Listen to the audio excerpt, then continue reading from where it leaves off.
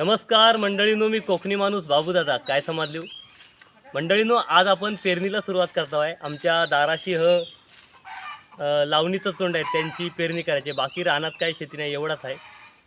तर कमेंटमध्ये एका दादाने मला विचारले म्हणतं का दादा बाबा आम्हाला राईस फार्मिंगची म्हणजे आपल्या भात शेतीची पूर्ण प्रक्रिया आम्हाला स्टेप बाय स्टेप सर्व व्हिडिओमध्ये दाखवा.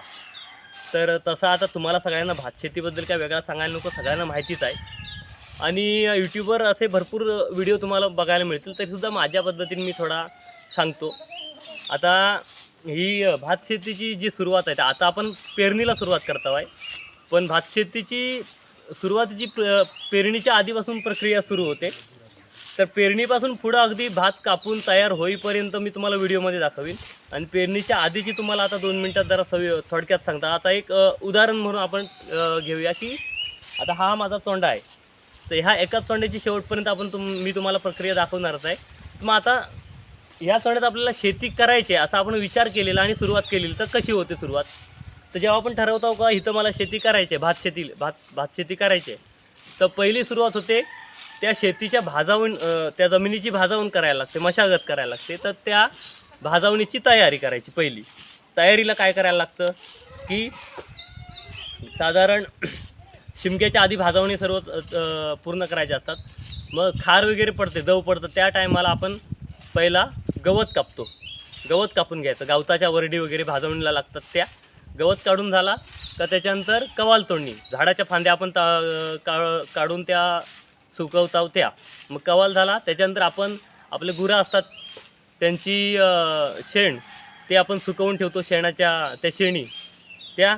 मग त्याच्यानंतर भाजवणीच्या टायमाला काय करायचा, पहिले अशी आता साफसफाई करतात, चाकूल करतात, तशी झाल्यानंतर पहिले शेणी पसरवायचे. जेवढं आपल्याला समजा 1-2-3 तोंड्यांची लागवण आहे, भात शेतीची लावणी लावणी करायची असेल, तर त्यासाठी किती भात लागणार आहे? तर मग 1 तोंडा पेरायला लागेल एवढा लागणार आहे.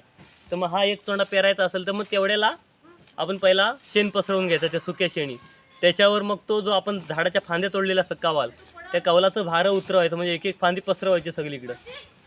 तर कवाल पसरवून झाला का त्याच्यानंतर वरती अजून एक राहायला पातेरी पण जमवतो. म्हणजे कवाल आपण जो झाडं तोडतो तेव्हा त्या झाडांची पानं पडलेली असतात सुकलेली किंवा वर्षभर अशी पडत असतात, ती पातेरी जमवलेली असते. मग कवाल झाला का त्याच्यावर नंतर पातेरी टाकायची.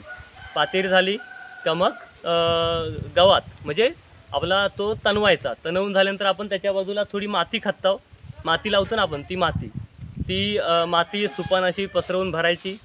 त्याच्यानंतर त्याची मशागत करायची म्हणजे जाळायची. जाळून झाली का त्याच्यानंतर मग 1-2 दिवसानंतर त्याची वरची जी राहिलेली काही झाडी फांद्या असतात त्या पूर्ण जळलेल्या नसतात. मग त्याची ती साकूल काढायची, म्हणजे व्यवस्थित काढायची ती. हे सर्व झाल्यानंतर मग हा शिमग्याच्या आधी सगळं झाला का त्याच्यानंतर मध्ये 2 महिने गेल्यानंतर साधारण मेच्या एंडिंगला किंवा जूनच्या पहिल्या आठवड्यात, आज जूनची 11 तारीख आहे, त्याची मग आता पेरणीची सुरुवात. मग ही सगळी प्रोसेस झाल्यानंतर ही आजची स्टेप येते पेरणीची. मग ह्याच्या पुढचे सर्व स्टेप मी तुम्हाला व्हिडिओत दाखवणार आहे. आता पहिला मी कामाला सुरुवात करतो आणि काम करता करता ते तुम्हाला बघायला मिळेल ह्याच्या पुढच्या सर्व व्हिडिओमध्ये. त्याच्या आधीचे हे सर्व सांगितले ते पुढचा जेव्हा वर्षाचा सीझन येईल शेतीचा तेव्हा परत नवीन व्हिडिओ चालेल. ठीक आहे.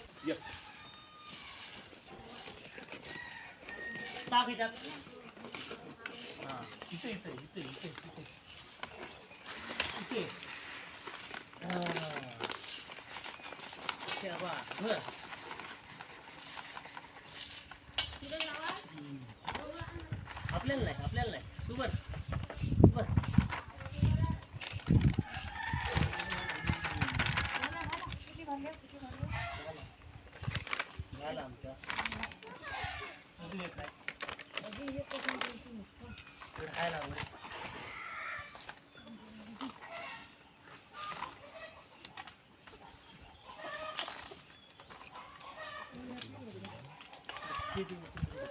थांब बाबू थांब. हे असे झाडं खडबिडं पडलेलं असतात किंवा काय झाडांची पानाबिना अशी सर्व बाहेर काढून स्वच्छ करायची आणि मग पेरणी करायची. हा असा सर्व साफसफाई करून झाला का मग ह्याच्यावर पेरणी करायची. खालच्या तोंड्यात तिकडे चालू आहे, त्याच्यानंतर आपल्याकडे येतील.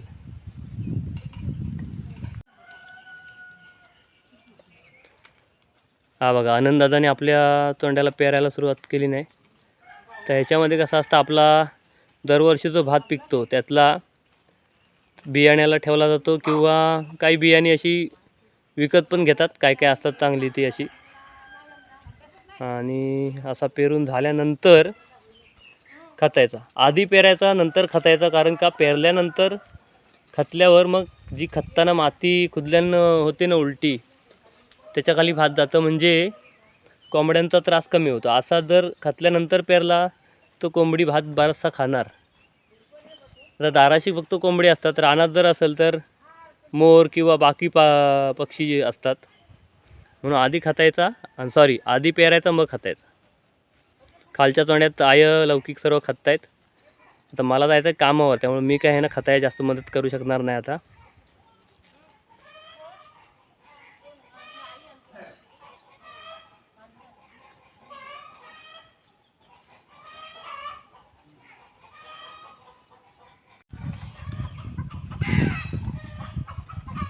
बघा अशी एकजुटीन सर्व एकत्र एकमेकाला मदत करून शेतीची कामं करतात पावसातली.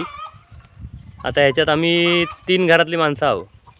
समोर फ्रेममध्ये दिसत आहेत ती वहिनी, आय, दुसऱ्या वहिनी आणि वरती आनंददादा. आणि आमचा लौकिक बघा कसा खततोय, बारका खुदला की बाबा तिकडं नाही खतायचं, इकडं मागं या बाजूला इकडं खाली खाली खते ती. हां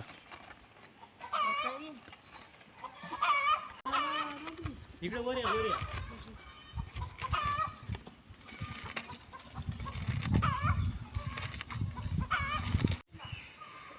हा बघा मंडळी, असा सर्व आपला पेरून झालेला आहे.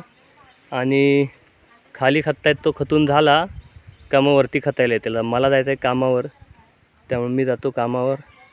आणि असं तुम्हाला मी शेतीचं व्हिडिओ पुढची स्टेप जशी असेल, ह्या एकाच तोंड्याची तुम्हाला स्टेप बाय स्टेप मी व्हिडिओमधून माहिती सांगितली जाईल, म्हणजे तुम्हाला लक्षात येईल सगळं व्यवस्थित. आता ह्याच्यानंतर जेव्हा हळूहळू भातवरती येणार, मग लावणीला लावायला सुरुवात करणार, तेव्हा त्याचा पुढचा व्हिडिओ असणार. त्याच्यामध्ये मी हा भात जसा जसा थोडा थोडा वाढेल तसा तुम्हाला व्हिडिओमधून दाखवित राहीन. ठीक आहे. बरं, ती खतत असताना पेरणीची खतणी ही कमी, म्हणजे जास्त उंच खतायचं नाही, कमी खतायचं. कारण आपल्याला लावणीच्या टायमाला हा भात काढून, म्हणजे भात काढून आपल्याला दुसऱ्या ठिकाणी लावणी जिथं आपण चिखल जिथं करतो, चिखल नांगरणी तिथं लावायचं असते. ह्या 3-4 तोंड्यांमध्ये असं पुरल असं. आता आमचा हा एका तोंड्याचा 2 तोंड्यांना, म्हणजे ह्या आणि ह्या खालच्या तोंड्याला पुरल असा लावायचा असतो. मग हा सगळा काढायचा भात वळून. तर मग भात वाढताना तो जो एक दाण्याचा रोप झालेला असतो तो सहज वाढता आला पाहिजे. म्हणून जास्त उंच खतला तर तो टाईट लागणार नाही, तुटतात, मग नुकसान होतं. ठीक आहे. आता आपण पुढच्या व्हिडिओत भेटू. आता हा व्हिडिओ बघितल्याबद्दल धन्यवाद. कसा वाटला मला कमेंटमध्ये सांगा. आवडला असला तर लाईक शेअर करा आणि आपल्या अस्सल कोकणी चॅनलला सबस्क्राईब करा.